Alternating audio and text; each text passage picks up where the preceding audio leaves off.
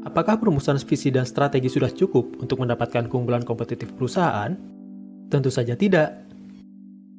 Pengimplementasian strategi merupakan tahap krusial sebagai bentuk realisasi strategi yang disusun. Implementasi strategi akan sukses jika suatu organisasi memasarkan produknya dengan efektif dan membangun modal kerja yang dibutuhkan. Salah satu aspek yang turut menentukan keberhasilan implementasi suatu strategi di masa sekarang yaitu sosial media marketing, di mana penerapan media sosial marketing yang efektif akan membentuk konektivitas dengan konsumennya, meningkatkan branding perusahaan, efisiensi implementasi strategi, dan visibilitas yang luas dalam suatu pasar. Yang terpenting dalam melakukan sosial media marketing yaitu merumuskan konsep konten yang akan dihadirkan kepada para audiens atau yang sering dikenal dengan konten marketing. Menurut Content Marketing Institute, konten marketing adalah suatu teknik pemasaran untuk menciptakan dan mendistribusikan konten yang bernilai, relevan dan konsisten untuk menarik dan mendapatkan audiens yang telah ditentukan sebelumnya, dengan tujuan untuk mendorong partisipasi customer yang menguntungkan bagi perusahaan. Beberapa contoh konten dalam media sosial yaitu halaman web, video, artikel, foto, hingga caption yang dapat memancing interaksi dengan para audiens. Terdapat 3 tahapan besar dalam menerapkan konten marketing, yaitu menentukan core message yang ingin disampaikan, merancang pilar konten, dan menganalisis konten dan menerima feedback audiens. Tahapan pertama yaitu penentuan core message yang akan mempermudah tim marketing untuk memastikan konten yang mereka sajikan konsisten mendukung tema besar. Core message yang ideal dimulai dari tujuan utama dilakukannya konten marketing, menentukan target audience, lalu menentukan unique selling point yang akan diusung. Tim marketing perlu mencari tahu apa tema besar untuk seluruh konten yang akan dibuat, agar konten memiliki fokus bahasan dan tidak lari dari pakem yang sudah dibentuk. Penentuan target audiens sangat penting, karena perusahaan tidak mampu melayani semua orang karena beragamnya kebutuhan dan keinginan setiap orang.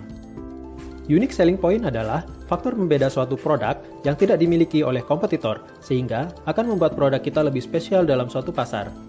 Merumuskan konten berguna untuk memastikan konsistensi konten yang disajikan sesuai dengan core message yang diusung.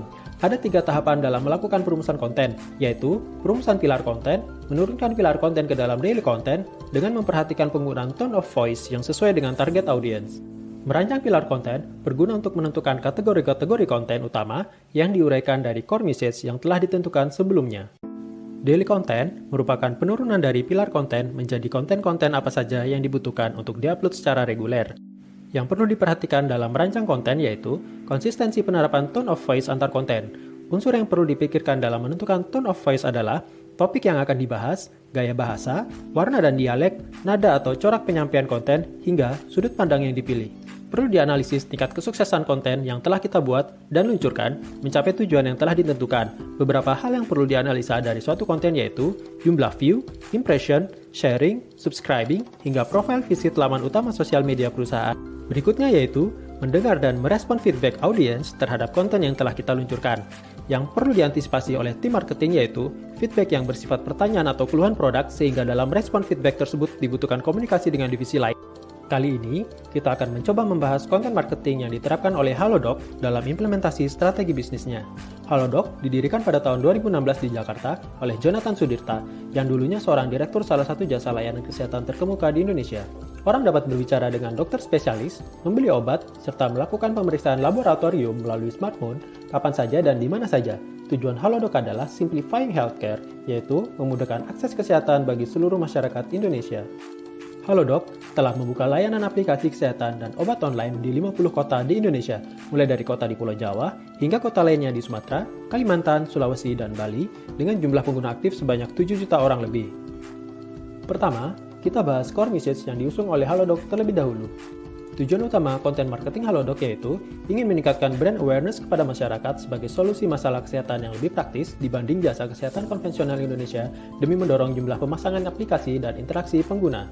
Halodoc menargetkan audiens yang concern terhadap kesehatannya dengan range umur berkisar antara 18 hingga 35 tahun dan memiliki gaya hidup yang lekat dengan gadget dan media sosial. Media sosial yang dimanfaatkan Halodoc sendiri yaitu website, Facebook dengan 360.000 followers, Twitter dengan 8.000 followers, Instagram dengan 605.000 followers, YouTube dengan 31.000 subscriber, dan TikTok dengan 75.000 followers.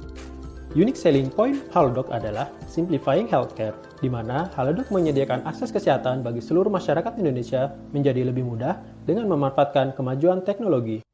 Setelah menentukan tujuan, target, dan unique selling point, tahap berikutnya yaitu merancang konten yang akan disampaikan. Jika melihat pada beberapa platform media sosial yang digunakan oleh Halodoc, terdapat beberapa pola pilar konten yang dirancang oleh Halodoc dalam konten marketingnya, yaitu pertama, product knowledge untuk memberikan wawasan produk seperti fitur terbaru dalam aplikasi, jasa layanan baru hingga promo. Kedua, informasi kesehatan terkini. Ketiga, tips kesehatan seputar penanganan masalah kesehatan sehari-hari. Keempat, event dan quiz yang sedang berlangsung. Dan kelima, feedback konsumen dalam bentuk testimoni pengalaman menggunakan layanan Halodoc untuk menumbuhkan antusiasme target audiens.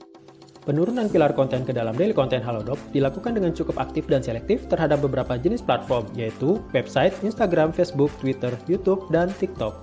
Pada website, cenderung fokus pada pilar konten berupa informasi dan tips kesehatan serta pengenalan produk layanan yang berbentuk artikel dan poster yang diposting setiap hari. Untuk feedback audiens sendiri, Halodoc menyediakan call center dan email sehingga feedback audiens tidak tersalurkan secara langsung dan terbuka terkait suatu konten tertentu.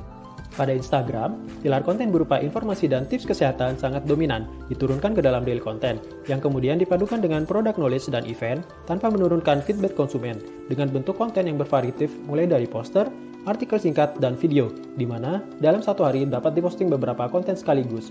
Setiap konten rata-rata mendapatkan ratusan hingga ribuan likes dan puluhan hingga ratusan komen. Jenis pilar konten yang paling populer yaitu informasi dan tips kesehatan. Halodoc juga sangat intens merespon feedback audiens di setiap kontennya. Pada Twitter, pilar konten product knowledge terlihat cukup dominan, yang dipadukan dengan informasi dan tips kesehatan, event, serta feedback dari konsumen, dengan bentuk yang paling dominan berupa tweet singkat dalam beberapa kalimat dan juga terdapat beberapa poster dan video, di mana dalam sehari dapat diposting beberapa konten sekaligus. Setiap konten di Twitter cenderung tidak mendapat respon. Pada Facebook, pilar konten berupa informasi dan tips kesehatan terlihat sangat dominan, yang dipadukan dengan product knowledge, dengan bentuk yang paling dominan berupa artikel, dan juga terdapat beberapa poster dan video, di mana dalam sehari dapat diposting beberapa konten sekaligus. Tone of voice menggunakan gaya bahasa keseharian, namun masih cukup baku dan diterima seluruh kalangan. Pada YouTube, pilar konten berupa informasi dan tips kesehatan sangat mendominasi, yang juga menampilkan product knowledge dan event yang hanya berbentuk video, di mana dalam sebulan dapat diposting 5 hingga 10 video. Tone of voice menggunakan gaya bahasa keseharian, namun masih cukup baku dan diterima seluruh kalangan. Pada TikTok, pilar konten yang diturunkan pada daily content hanya berupa tips dan informasi kesehatan dan juga product knowledge yang dikemas dalam bentuk video singkat, di mana dalam sebulan dapat diposting 1 hingga 5 video. Tone of voice menggunakan gaya bahasa keseharian anak muda. Dari analisis konten marketing Halodoc tersebut, dapat disimpulkan bahwa pilar konten berbentuk tips dan informasi kesehatan sangat dominan digunakan oleh Halodoc. Konten tersebut digunakan untuk menjadi penarik minat audiens berkunjung dalam media sosial Halodoc, yang akhirnya akan mengenal produk layanan Halodoc lebih jauh, sehingga tujuan meningkatkan brand awareness kepada masyarakat akan tercapai. Platform Instagram juga paling banyak digunakan karena memiliki jumlah followers paling banyak dibandingkan platform lain. Tone of voice yang digunakan juga disesuaikan dengan jenis platform, misalnya Twitter dan TikTok yang lebih santai karena diisi oleh banyak generasi muda, sedangkan YouTube dan website menggunakan gaya yang lebih formal. Nah, demikianlah penjelasan terkait konten marketing yang dapat diterapkan suatu organisasi dalam sosial media, serta contoh penerapannya pada Halodoc. Semoga bermanfaat buat kalian dalam merancang konten marketing demi kesuksesan pengimplementasian strategi yang telah kalian rencanakan sebelumnya. Terima kasih.